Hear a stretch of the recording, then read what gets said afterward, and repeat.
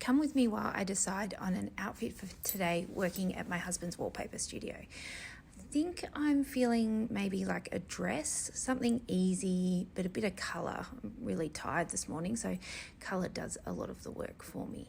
I got this dress from Anthropologie a couple of years ago and I have worn it to death.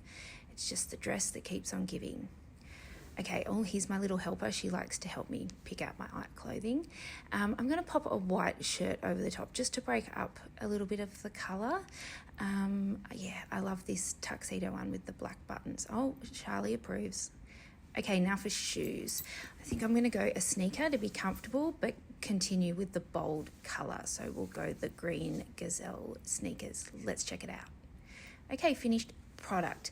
I have tied the tuxedo shirt over the top just to break up the pattern, tied it at the waist. If you tie the button at the bottom, it'll keep the knot in place for the day. I've got my green Gazelles just to casual it down a little bit, rings and a bit of lipstick. Have a good day.